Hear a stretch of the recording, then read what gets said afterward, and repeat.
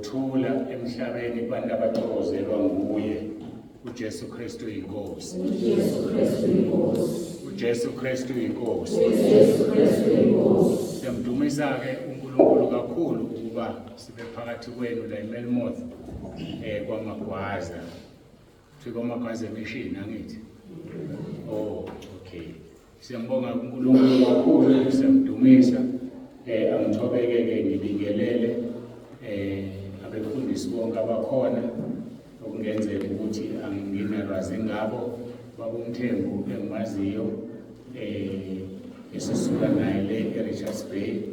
Ngibingelele-ke mama befundisi, ngibingelele ubaba-ke bonke abakhona, nomama, iy'ntombi ney'nsizwa nabancane uSunday School. Sibingelele umphathi wohlelo, ngibingelele iy'nsizwa zami la ezishayelayo insimbi. Banikhohlwa oye banibingelela kuqala mina ukunibingelela. Siyabonga, siyabonga kakhulu. Sifikile-ke la ngesimemo sikamama uNyoni. Siyambonga-ke uNkulunkulu kakhulu, sesamukele, sesikhululekile ukuthi sikhona la phakathi kwenu. Ngiyethemba-ke ngokuzwa kwami iy'nkonzo zimbili, nginethemba lokuthi-ke mhlawumbe kusekhona abanye abasendleleni abezayo. Kodwa-ke ngale kwalokho sibonge kakhulu. Ngicabanga ukuthi-ke abase-Othomathi ngibone bekhona bewu-4 indlela ziwu-4 bengithi bazositulela. Angazi-ke noma abamtshelanga u-MC, mhlawumbe abamtshelanga akazange. Odlala indlebe nabo MC mhlawumbe bazodula enkundleni elandelayo kuze ukuthi bathini. Bakwenza umsebenzi abothunywa uNkulunkulu, la sihamba khona bafika bese bayacula. Siyambonga uNkulunkulu kakhulu, ngani nonke nifakazile, uNkulunkulu anibusise. Sizovula-ke amabhayibheli ethu ngale kokuchitha isikhathi ezweni lenkosi, uMalaki chapter 4. uMalaki chapter 4. Uyinkosi ephakemeyo,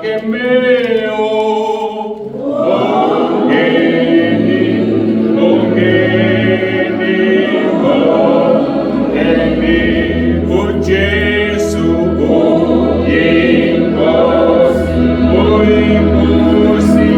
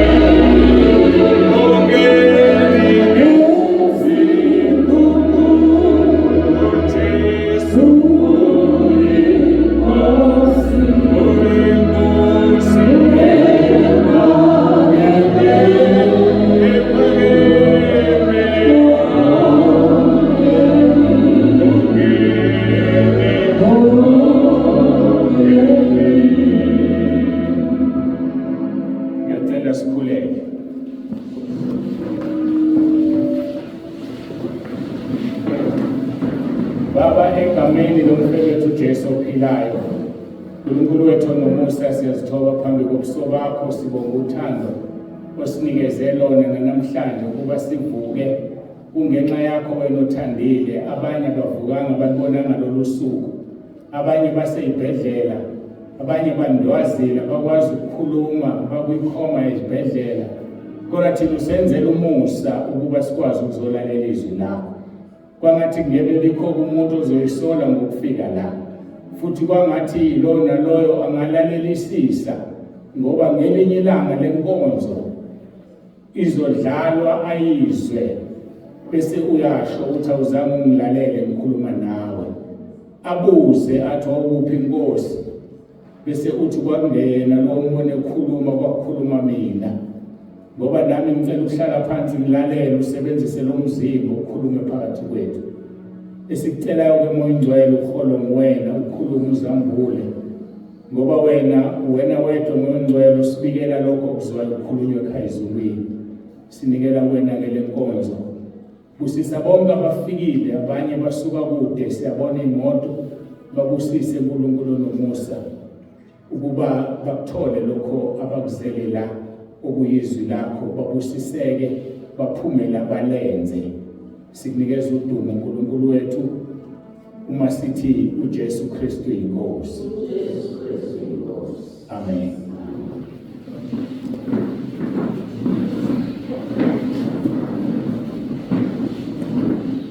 Sivula amabhayibheli ethu Malaki chapter 4. Sifunda nje amavesi amathathu uMalaki chapter 4.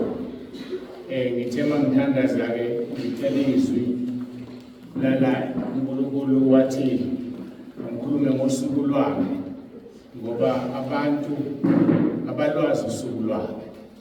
Usuku lwakhe abalilindele ngoba abalwazi. Ifini yethu-ke la lezi nkonzo eziwu-2 ithi usuku lukaJehova. Sofunda kuverse 1 kuya kuverse 3. Ngokuba bheka luyeza usuku luvutha njengeziko. Bonke abaziqhenyayo nabo bonke abenza okubi bayakuba ngamabibi. Luyakubashisa lolo suku oluzayo usho uJehova Sebawothi. Lungabashiyeli impande nagatsha. Kepha kinini lesaba igama lami kuyakuphuma ilanga lokulunga linokuphilisa emaphikweni alo. Niyakuphuma nitshekule njengamathole esibaya. Isimanga-ke sosuku lolu lulodwa nje liyomela iminyaka ezinkulungwane ngoba kube usuku lokuthetha kwamacala. Cabanga umhlaba wonke unabantu abangaphezulu kwebhiliyoni asebafa selokhu kwasekela umhlaba, nabo baningi ngendlela emangalisayo abakahlulelwa, kodwa bonke bazohlulelwa ngoba luyeza usuku lukaJehova. Ensukwini zonke ezikhona esiphila kuzo ilona lodwa olunegama eliqanjwe uJehova uma ngingalibali isabatha, ngoba zonke lezi ezinye iqanjwe yithina umsombuluko lesibili kuze kuyofika le, kodwa yena uqambe isabatha wathi usuku lokuphumula. Emva kwalokho wayeseqamba lolu suku lwakhe wathi usuku lukaJehova. Umprofeti uMalaki-ke uprofethile ngalolu suku ukuba luyeza. Uma igama-ke lithi Malaki lisho thunyiwe, njengoba uNkulunkulu-ke amthuma uMalaki. Le ncwadi yakhe uyibhale phakathi ka-433 no-425 BC, ngaphambi kokufika kwenkosi uJesu. Inezigaba eziwu-9 kodwa imfushane ngendlela emangalisayo, inama-chapters awu-4. Kulama-chapter awu-4 kunegaba eziwu-9. Sokhuluma ngesigaba sesishiyagalombili sika-8, usuku lukaJehova. Lithi-ke izwi la, ngokuba bheka lweza usuku luvutha njengeziko. Kambe yini iziko? Iziko-ke abantu abaningi abalazi iziko ngoba sekwaphekwa ey'tofini zikagesi noma zegesi. Iziko alaziwa. Iziko indawo ebasiwe okuthiwa kuyo umlilo, iziko lelo eziko, noma-ke la-ke kubaswe khona kugcina kuthiwa iseziko kulezindlu lezi zesizulu. Kodwa-ke kuthiwa usuku lushisa njengeziko. Ngilithe ake ngilibuke igama leziko ngolimi lwesilungu khona solu-understanda kangcono. Ithi New King James Version, for behold the day is coming burning like an oven. Kusho ukuthi u-oven iziko lasibhaka khona ikhekhe, kubhakwa izinto, ngisho nenyama yakwazi uyifaka ku-oven iphume isivuthini. Lolo suku-ke liyobe lunjalo. Kusho ukuthi abantu bazosha bengashiswa ilangabi lomlilo, beshiswa isifudumezi somlilo njengo-oven. Iziko-ke lelo. Lithi-ke ngesilungu burning like an oven, And all the proud, yes, all who do wickedly, will be stubborn. And the day which is coming shall burn them up, says the Lord of hosts, that will leave them neither root nor branch. Ngeke lukushiyele impande negatsha lokushisa kusho ukuthi akusala lutho lwakho. uJesu lapha kwisambulo uthi ngiyimpande nenzalo kaDavide.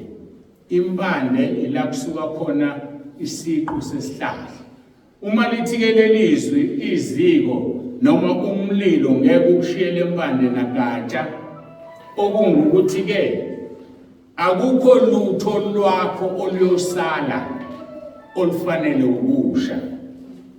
Liyokushisa lungakushiyela impande negatsha.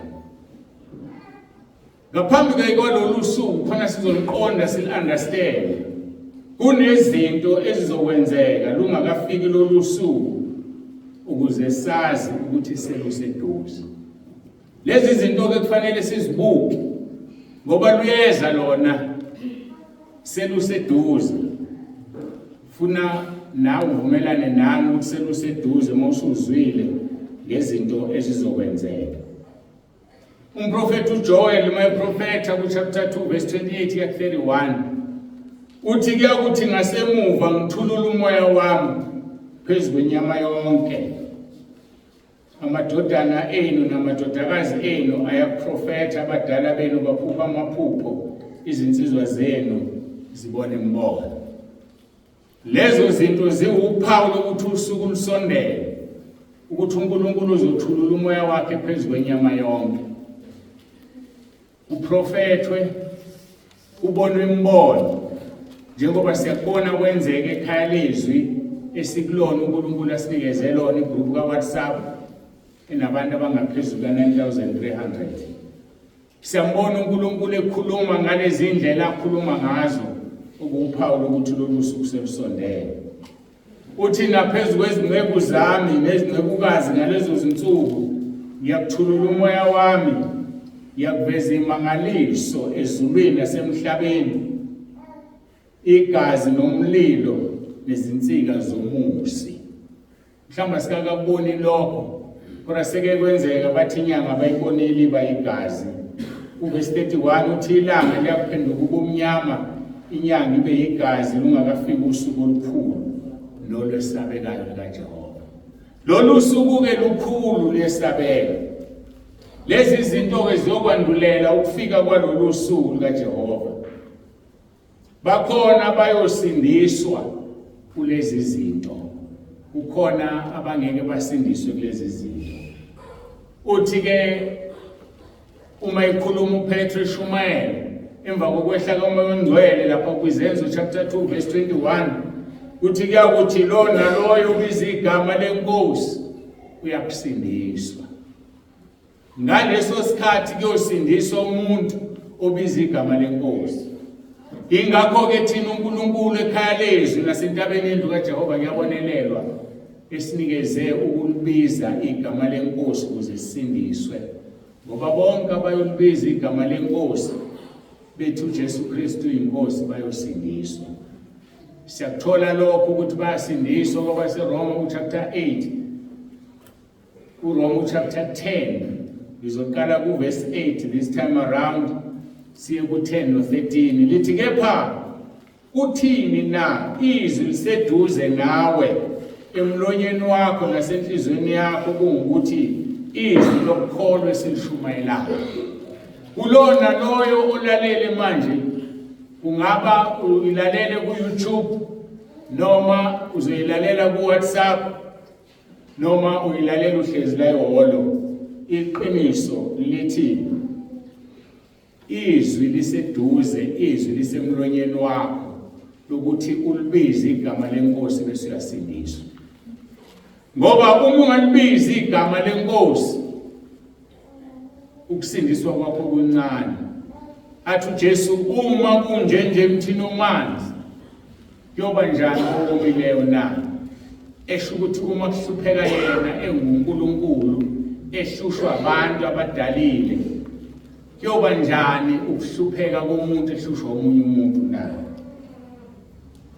Lithi-ke kepha kuthini na izwi liseduze nawe emlonyeni wakho nasenhlizweni yakho, okungukuthi izwi lokukholwa esilishumayelayo, ngokuba umuvuma ngomlomo wakho ukuthi uJesu Kristu uyinkosi, ukholwe enhlizweni yakho ukuthi uNkulunkulu wamvusa kwabafileyo, uyakusindiswa. Ngokuba umuntu ukholwa ngenhliziyo kube ngokulunga, uvuma ngomlomo kube ukusindiswa. Athi verse 13 kaRoma 8, ngokuba bonke abayokhuleka egameni lenkosi bayakusindiswa.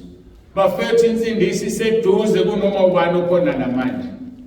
Lithi iBhayibheli kuverse 8, izwi liseduze emlonyeni wakho, izwi lingaphakathi kuwe. Kodwa kufanele ukwenze ukuthi uvume ukuthi uJesu Kristu uyinkosi, kube ukusindiswa kwakho. Masibheke ezinye izinto ezokwandulela usuku lukaJehova, ngoba luyeza luvutha njengezimvu. Umunaka lamavesi esizazodina sifikile wona amabili alandelela ukuqala, usuku olulodwa lolu, kodwa lobe luyizinsuku noma lunamasayidi awu-2. uNkulunkulu esimkhonzayo uzoyenza lento, ngoba ukhulumile into uyayifeza. Lithi ngokuba bheka lezi usuku oluvutha njengezimvu. Moya kuverse 2 kuthiwa kepha kimina enilesaba igama lami kuyakuphuma ilanga lokulunga linokuphilisa emaphikweni alo. Ngifuna uyizwe kahle le ndaba, usuku olulodwa lolu. Omunye mayela eduze kwakho engasindisiwe uyobesha ngoba lumshisa njengeziko. Kuwena useduze kwakhe kuyobe kuphuma ilanga linokuphilisa emaphikweni alo. Lithi notshekula njengamathole esibani. Bathi ngifuna uzwisise kahle usuku olulodwa lo. Akuzona izinsuku ezimbili. Kodwa kuzobe kwenzeka kungahlukanisiwe, ngashonga ukuthi abalungile abayengapha, abangalungile abayengapha. Kuzobe kuhlangenwe kodwa usuku luvutha njengeziko. Wena oziqhenyayo kuthiwa lokwenza ube ngamabibi, lungakushiyela impande negatsha. Ngakho-ke yilo naloyo kufanele alwazi lolu suku ukuthi liyeza. Yibe nombuzo owabuzwe encwadini kaJobe, liyini ithemba longena uNkulunkulu uma lifika lolu suku? Liyini ithemba longamkhonzi uNkulunkulu ngendodana yakhe uJesu Kristu uma lifika lolu suku? Ungazikhohlisi. Uma uphile esonweni lokushisa lingakushiyela impande nagatsha.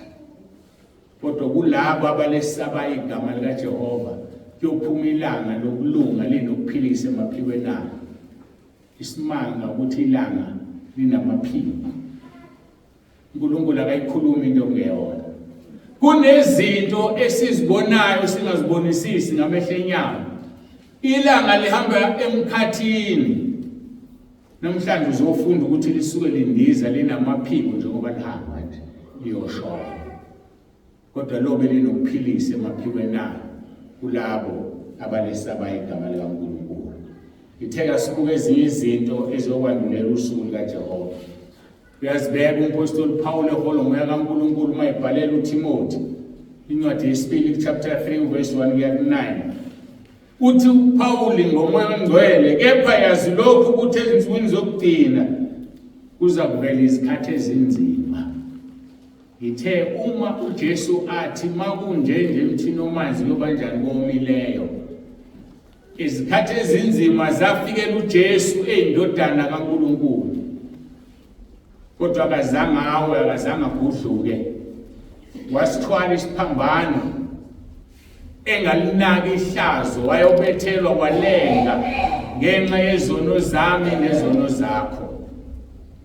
Uma kwaba njalo ethwele izono zethu, kuyoba njani kuthina esonile uma singezi kuye esihlanzwe ngegazi lakhe na?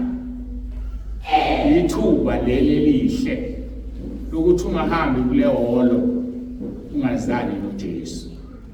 Ungahambi kuleli holo ungamvumanga uJesu ukuthi uyinkosi ngoba izwi liseduze nomlomo wakho. Umpostoli Paul, kepha yazi lokhu ukuthi ezinsukwini zokugcina kuza kuvela izikhathi ezinzima. Verse 2, ngokuba abantu baza kuba ngabazithandayo. Abantu bazoba ngabazithandayo. Uhlala isikhathi esingakanani isibuke namhlanje kuseni uyibuka, ukukhombisa ukuthi uyazithanda. Ushintshe kangaka ugqoka ukuphumula, ukukhombisa ukuthi uyazithanda. Ngeke kulungile ukuthi ngithathe lokho. Uphawu lolo lokuthi usuku seluseduze, abantu bayozithanda. Into eyinkinga abantu bazithanda kabi. Bazithanda bafuna ukubuyisa isikhathi sika Adam no Eva lapho babehamba nqunu phambi kaNkulunkulu bengakawudli umuthi wokwazi okuhle nokubi. Namhlanje abantu bazithanda bahambe nqunu, bangagqoki, bagqokisa indawo ezithize kuphela. Ngifuna wazi namhlanje ukuthi umzimba wakho uyithempeli likaNkulunkulu, ithempeli likaMoya oNgcwele. Usazobuzwa ngalo mzimba ongawumbathisi. Siyazi emabandleni ukuthi ugqoka kanjani namhlanje. Ufakwe ingubo emfushane, ufakwe ingubo ezimpintshayo, ethi egqoka ingubo umuntu bengathi ugqoka ibhluku ngoba ubuka wonke umzimba wakhe. Ngelinye ilanga uzoma phambi kaNkulunkulu ukhonjiswa amadoda alale nawe athema ekubheka kwavuka imizwa yenkanuko, alalile nawe kwelikamoya akungcolisa. Uzongena kanjani ezulwini ungcolile? Lolo suku lokushisa lungakushiyela impande negatsha ngoba liyeza lolo suku. Kuthiwa abantu bayokuba ngabazithandayo. Number 2, ngabathanda imali. Imali iyimpande yakho konke okubi. Ufuna ukudizelela lelo. Imali njengemali iyimpulo ezintweni zonke. Kodwa ukuthanda imali kakhulu kuyimpande yakho konke okubi. Abanye ngokuthanda imali babulala amakhosikazi abo bayothwala. Abanye ngokuthanda imali babulala amadoda bayothwala. Abanye ngokuthanda imali ukuthi uhamba wazi wena ukuthi usufake ku-insurance uzobulawa bahambe bayoclaima. Ukuthanda imali, izidumbo nazo zingaki ngenxa yokuthanda imali. Leza lolo suku futhi njengezinto bonke abaziqhenyayo, and awukwazi ukuziqhenya ungena imali. Akuhlukani ukuphakama nemali. Uma usunemali uyaphakama, kodwa uma ingekho imali sibona ngawe ukhokhoba, usaba, unamahloni.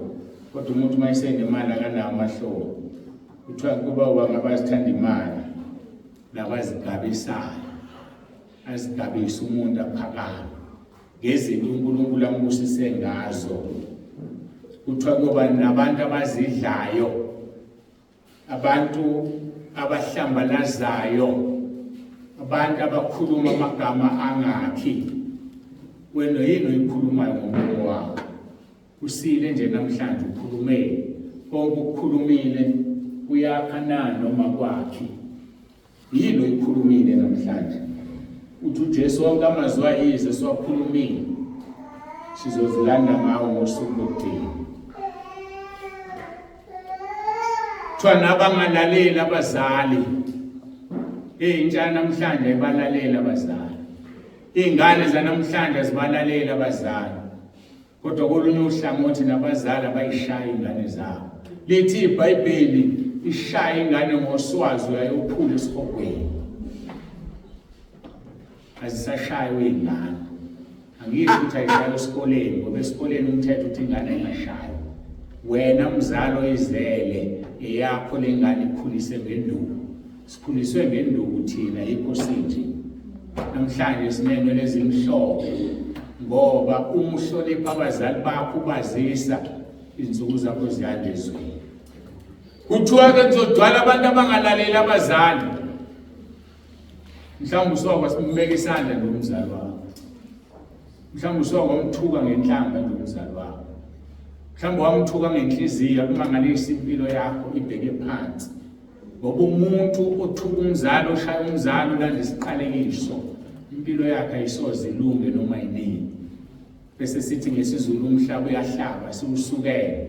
wena ozihlabile waphatha kabi umzali wakho. Umzali uyaziswa kungemzali yedwa, nanoma ubani olingana nomzali wakho mnike inhlonipho emfanele.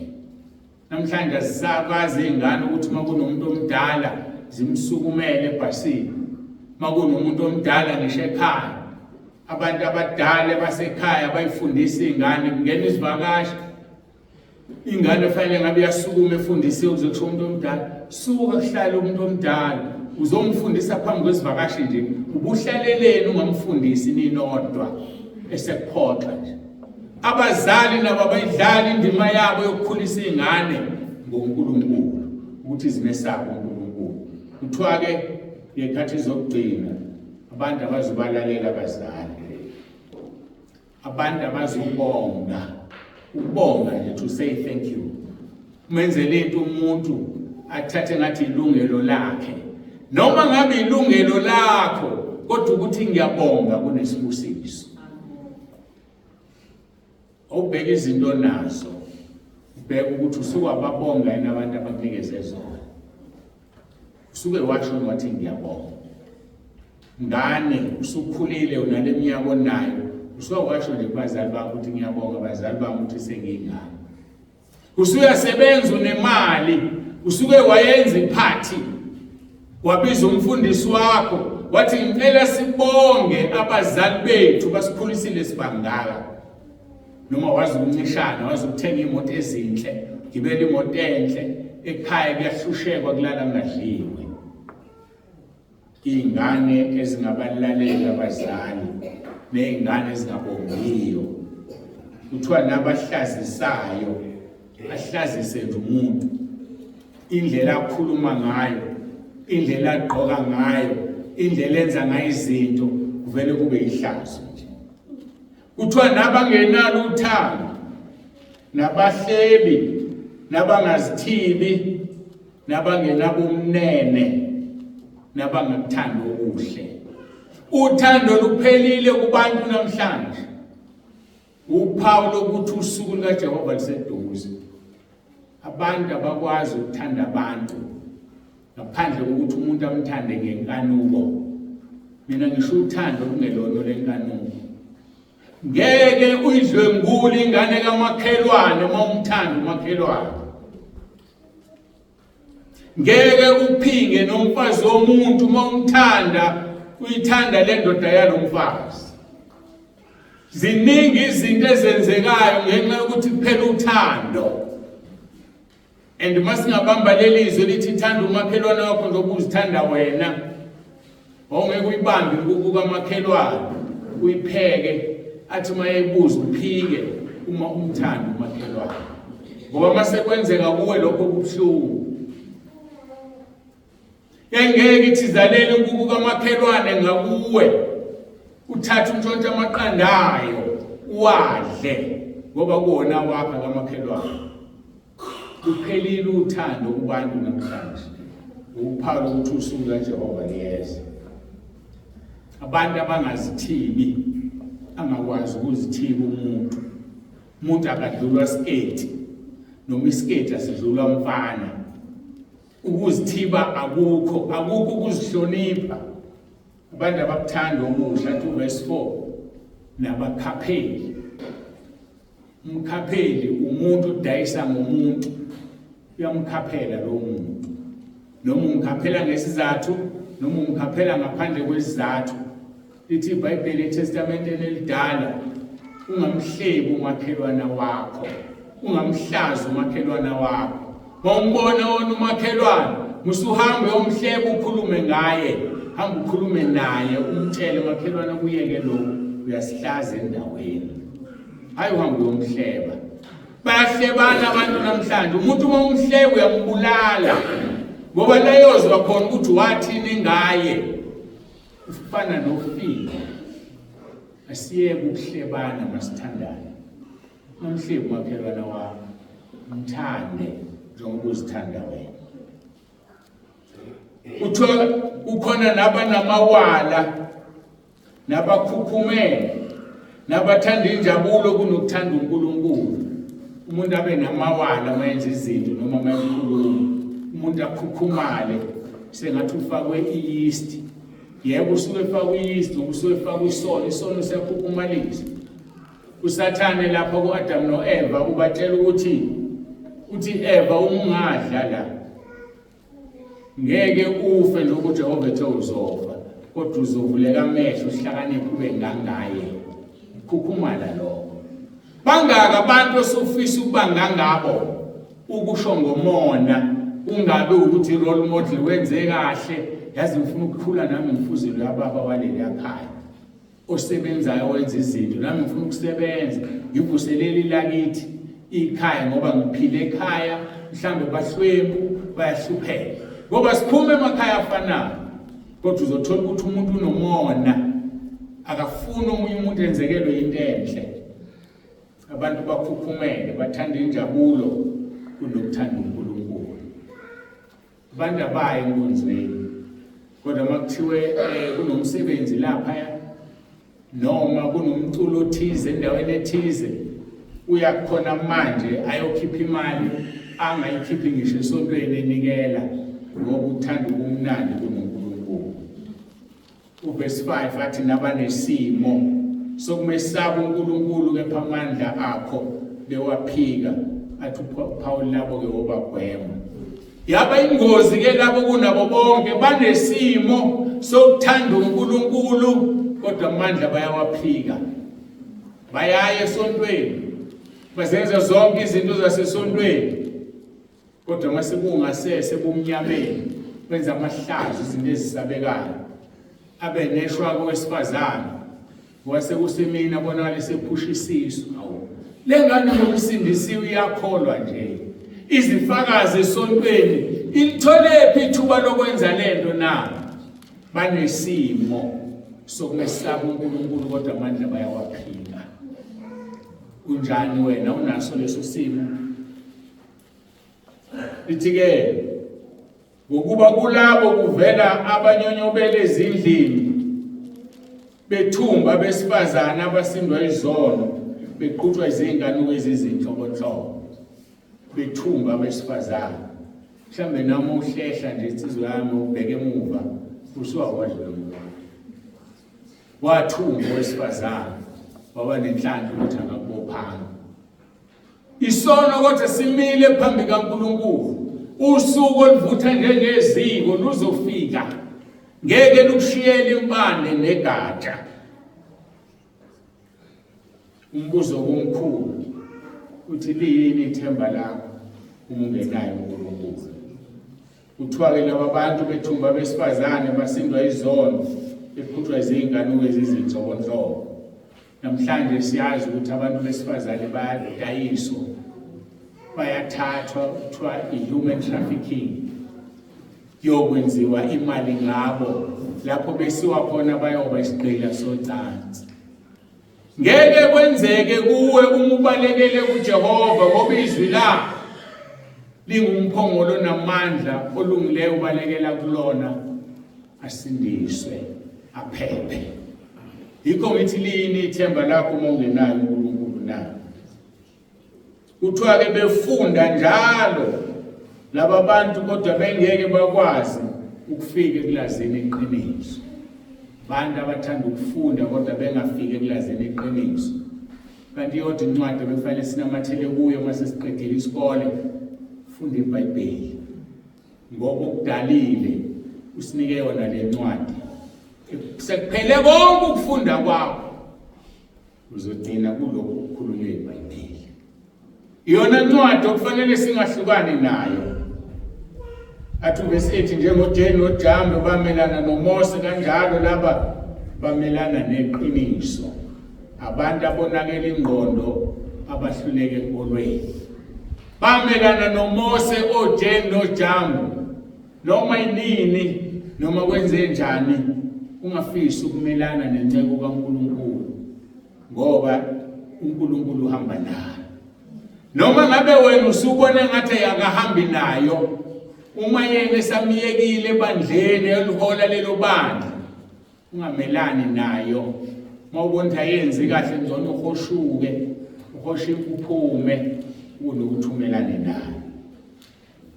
lithi-ke kepha abasayiqhubekela phambili abantu abamelene nabanenceku zikaNkulunkulu ukubula babo buya kuba sobala kubo bonke njengokuba kwaba njalo nobokajeni noJama. Thina-ke kufanele senzeni lungakafiki usuku likaJehova olukhulu nolwesabekayo. Sengiyabuya impela ngizakithi manje yini thina okufanele siyenze ngoba luyeza lolu suku. Ungalithatha njengokufa. Ukufa uyazi kuyeza ngoba abaningi asebefile. Nalolu suku-ke luthatha njengokufa ngoba luyeza. Esingakwazi ukuthi luzofika nini ngoba nokufa sikwazi ukuthi sizofa nini. Yingakho kufanele sihlale singcwele ngokuthi ngizofika njengesela ubusisiwe umuntu ohlanza ingubo zakhe egazini lewundu zibe mhlophe ukuze angafunyanwa ehambazi. Yini thina okufanele siyenze tungakafiki lolu suku ngoba intukuthelo kaNkulunkulu iyobonakala at the fullest on that day. Iyobonakala ngokugcwele intukuthelo kaNkulunkulu kulabo abanganesabi igama labo. Athi kodwa kinini lesaba igama lami kophuma ilanga lokulunga linokuphilisa emaphikweni alo. Uthi kumpostoli Paul soqhubeka nawo Timothy chapter 4 verse 2 sibheka verse 2 kuya ku5. Uthi kumpostoli Paul kuTimotheo nami ngithi kuwe shumayela ilizwi uqinise noma kuyisikhathi noma ngesiso sola ukhuze uyale ngakho konke ukubelezela nokufundisa. Shumayela ilizwi abesethi omunye hayi mina ngibiziwe nganangiyena umfundisi. Lithi iBhayibheli lami khulisa ingane yakho ngendlela okuyoba ngeyayo. Khulisa ingane yakho ngezwi. Shumayela ilizwi endlini kwakho. Iyakholwa indoda yakho. Kuko mama bangakanani amadoda. Awekho ngobizwa selishumayeli. Sazi ukuthi kushumayela umuntu ngoba emphambi kwabantu esontweni. Shumayela ilizwi ngenkambo yakho malithi kuyisikhathi noma kungesiso. Mawungena eTaxini ngoba wazi kuzokwenzakalani uthanda driver asithandazeli ngakasukulela itekisi. Uyohlala ugibela itekisi elingabhinqiki elingenzeki lutho ngokuqala ngisimoya namadimoni. Ushumayelile mhlambe ngenilanga uzothi mawehla athi omunye awungiphi inamba yakho. Ngakubona leli langa ukhuleke eTaxini namhlanje ukhulekile. Ngiyafuna ungisize ngineyinkinga. Umkhele wakhe ezulwini ususiza umuntu.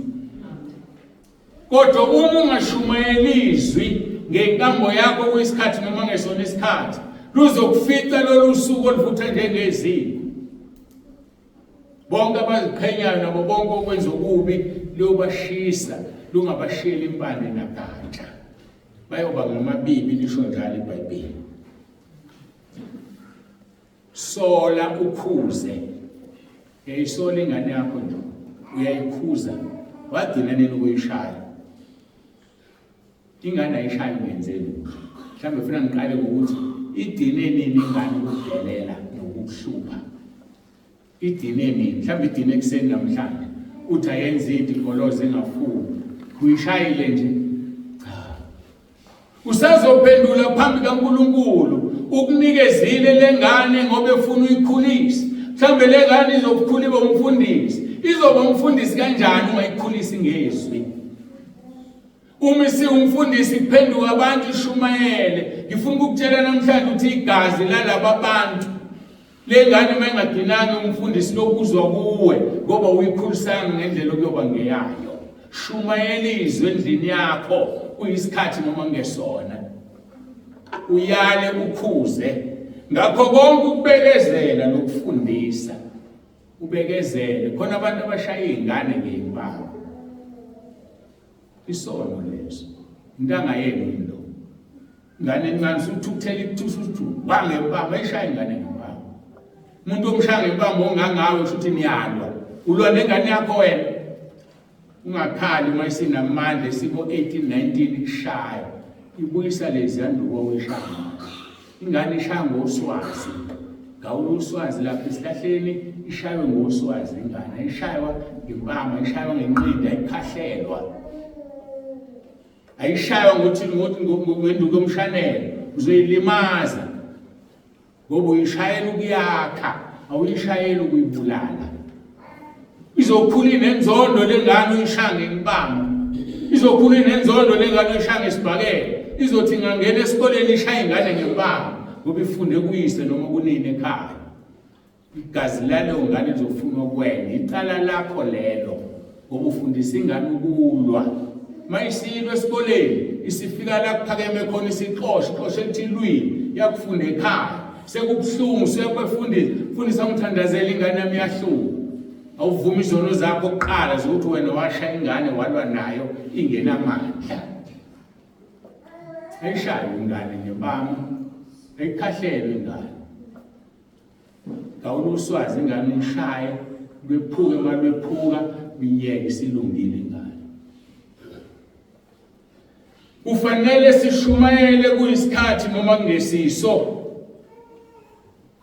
uyala ukhuze ngakho konke ukubekezela uthi umpastor Paul ngokuba kuyoba khona isikhathi abangayokuvuma ngaso isifundise esiphilileyo kepha ngokwezinkanuko zabo bayakuzifunela noma bayakuzibuthela befundisi njengokubanjwa kwendlebe zabo siyabona ke kwenzeka abantu bemabandleni la ngakhulunywa khona iqiniso ngifuna ukungconisha befundisi ezindaweni zonke enisaba ukukhuluma iqiniso ngoba nithi ibandla lizohamba ngoba nijahe imali nijahe izisu zenu bazohamba abantu baye kukunikela bayeke bahambe ngoba wondliwe uNkulunkulu uma uthandaza ubizo uNkulunkulu kuthi abaningi abafundisi ababiziwe uNkulunkulu yikho emabandleni kukhona konke ukungcola ngoba basaba ukubaxosha ngoba bangenisa imali asikho ngemali la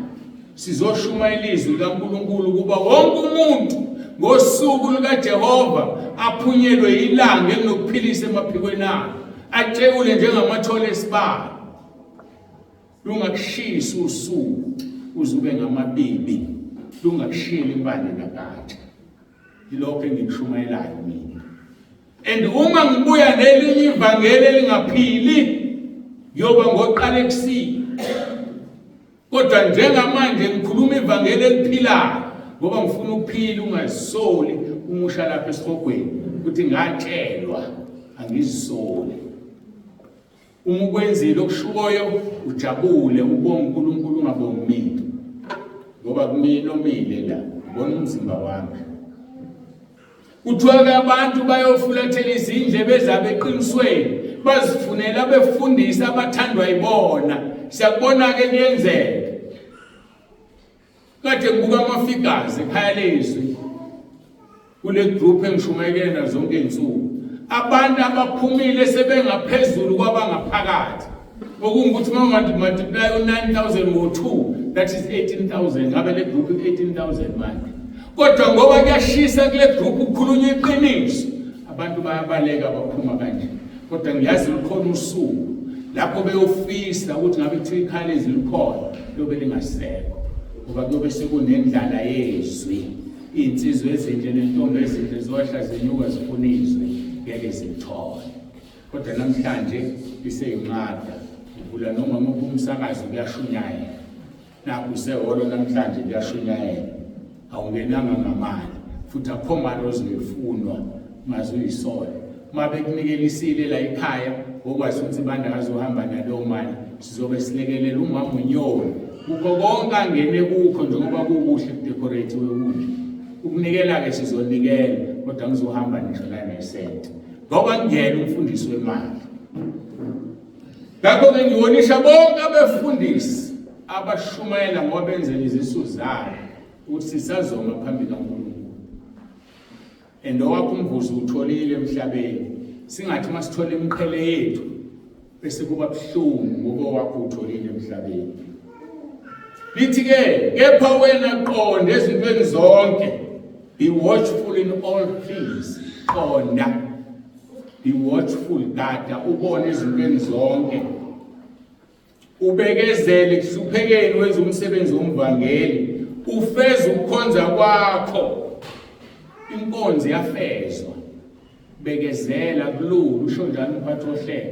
Wathi akulula ukwenza izwi, beqinisile ayakulula.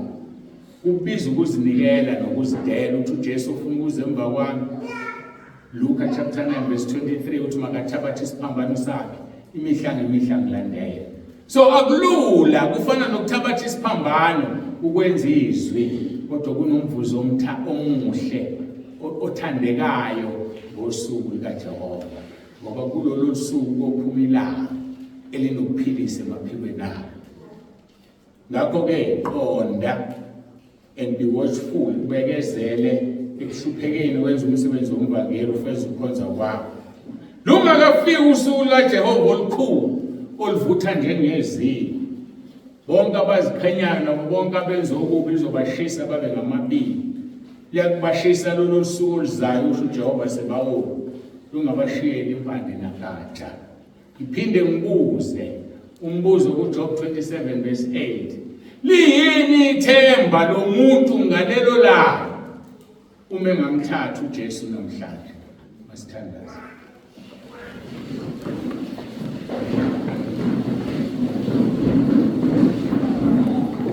Babonumleyo babonumleyo uNkulunkulu onomusa siyabonga ngenkonzo sinikela kwenu ukuphila kwethu.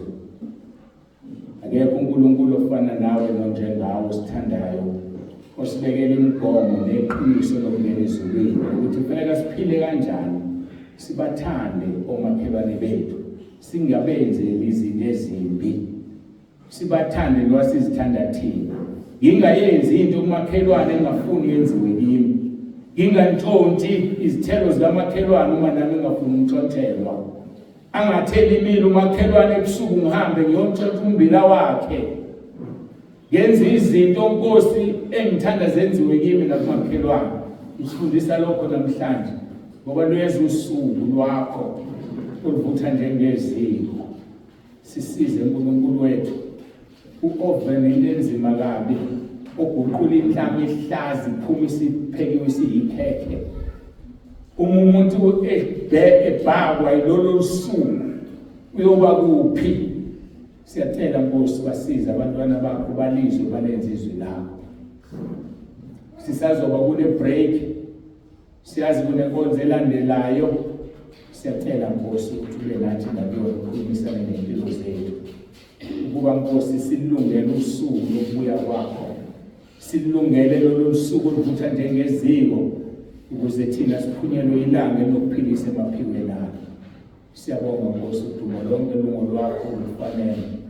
Izikhathi zingakabibikho namanje uJesu Kristu inkosi. Amen. Kete yako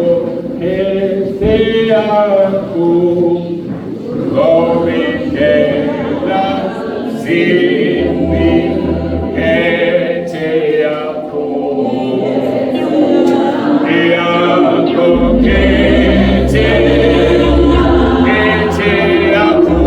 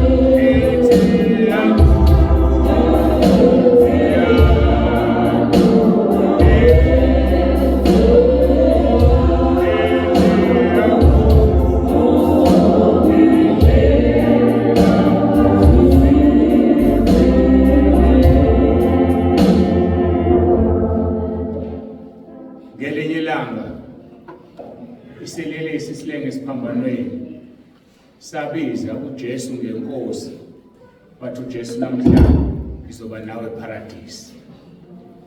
Ngivula ithuba sizwile lithe izwi lenkosi uRoma 10 verse 8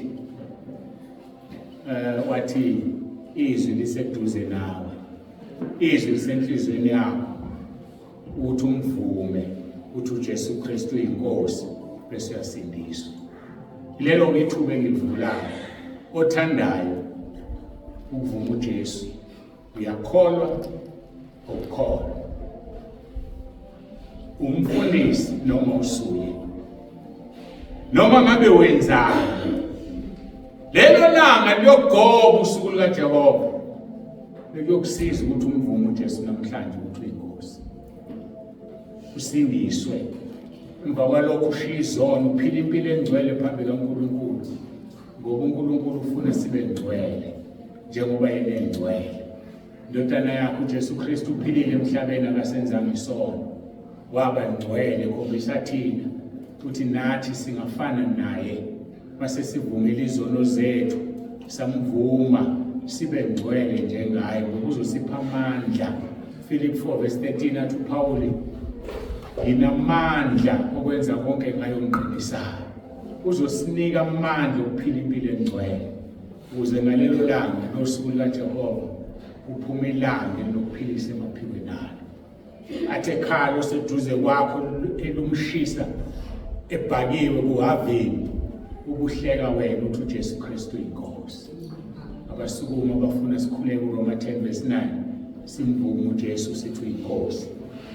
Khethe yakho, khethe yakho,